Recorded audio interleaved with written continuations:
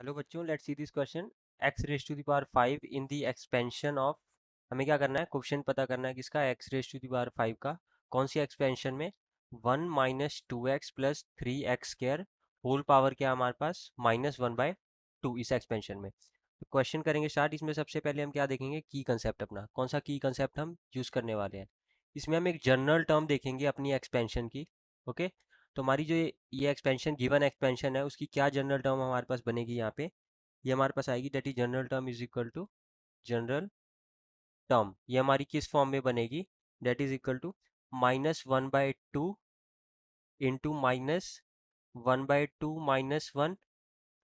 ऐसे ही हमारे पास ये चलता रहेगा अप टू कहाँ तक जाएगा, किस फॉर्म में जाएगा ये, that is equal to -1/2 -p+1। Okay, और अपॉन में हमारे पास यहाँ पे क्या रहेगा, अपॉन में रहेगा beta factorial into gamma factorial. Beta factorial into gamma factorial. और ये मल्टीप्लाइड बाय हमारे पास क्या है, मल्टीप्लाइड बाय होल टर्म हमारे पास मल्टीप्लाई बाय है, that is equal to -2 beta into 3 raise to the power gamma. 3 raise to the power क्या आ गया, gamma. And x raise to the power beta plus 2 gamma.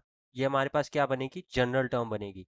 ठीक है, और यहाँ पे हमारे पास क्या होगा, x raise to the power, ये जो है हमारे पास बीटा+2 गामा, ये किस चीज़ के इक्वल होगा, दैट इज बीटा+2 गामा। हमें पता किसका करना है, x raise to the power 5 का। तो बीटा+2 गामा उसकी वैल्यू हमारे पास कितनी हो जाएगी, दैट इज इक्वल टू हमारे पास होगी 5।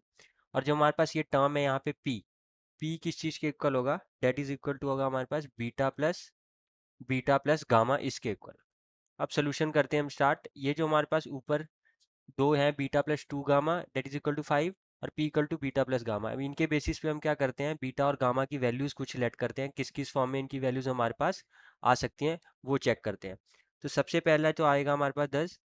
जो सबसे पहला हम ले सकते हैं, जब हमने लिया गामा इज इक्वल टू 2 ले लिया।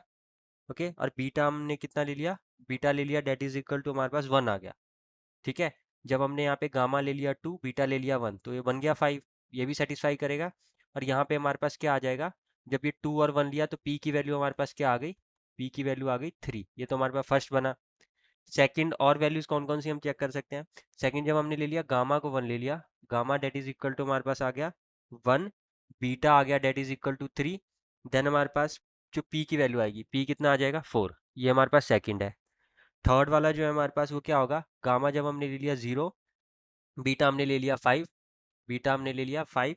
देन पी भी हमारे पास क्या आ गया, पी भी हमारे पास आ गया 5। ये हमारे पास 3 वैल्यूज आई इस फॉर्म में। ठीक है, तो यहाँ से जो हम कोफिशिएंट निकालेंगे, द कोफिशिएंट जो हमारे पास आएगा वो क्या बनेगा, coefficient of x raise to the power 5। जो coefficient of x raise to the power 5 हमें निकालना है वो हमारे पास किस फॉर्म में बनेगा, ये आ जाएगा हमारे पास डेट इज इक्वल टू -1/2। अब वैल्यूज पुट करेंगे, -1/2।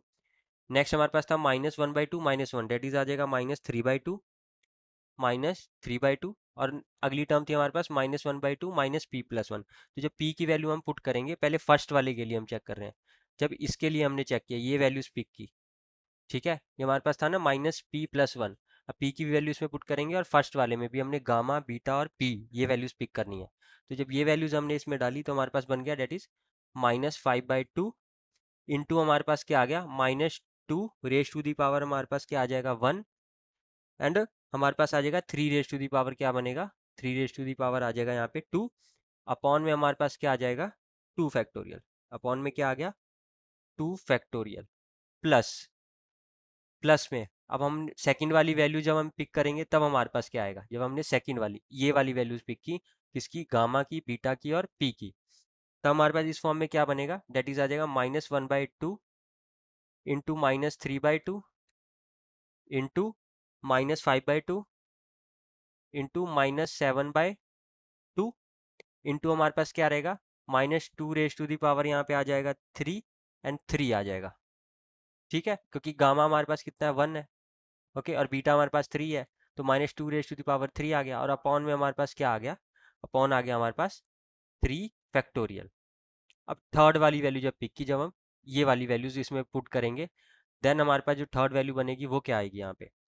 अब ये हमारे पास किस फॉर्म में बनेगी, that is equal to -1/2 into -3/2 into -5/2 ऐसे ही चलेगा, -7/2 -9/2 आ गया, ठीक है। देन हमारे पास मल्टीप्लाइड बाय आएगा -2 रेज़ टू दी पावर आ जाएगा 5, क्योंकि गामा हमारे पास क्या है, 0 है, ठीक है। और बीटा हमारे पास 5 है, ठीक है। और पी की वैल्यू इसमें हमने 5 पुट की थी, और अपॉन में हमारे पास यहाँ पे क्या बनेगी पूरा, ये बन जाएगा 5 फैक्टोरियल, ठीक है। बच्चों अब जब हम इनको सॉल्व करेंगे, ये वाली जो हमारे पास वैल्यूज आ रही हैं, ठीक है, ये फर्स्ट वाला एक्सप्रेशन, सेकंड एक्सप्रेशन और ये थर्ड एक्सप्रेशन, तो हमारे पास क्या बनेंगी वैल्यूज। देन इनको सॉल्व करने के बाद बनाएगा हमारे पास जो कोफिशिएंट आएगा, किस फॉर्म में जाएगा हमारे पास, पहली बनेगी हमारे पास 135/8 -105/4, ठीक है। देन हमारे पास आ जाएगा +63/8, ये आ जाएगा।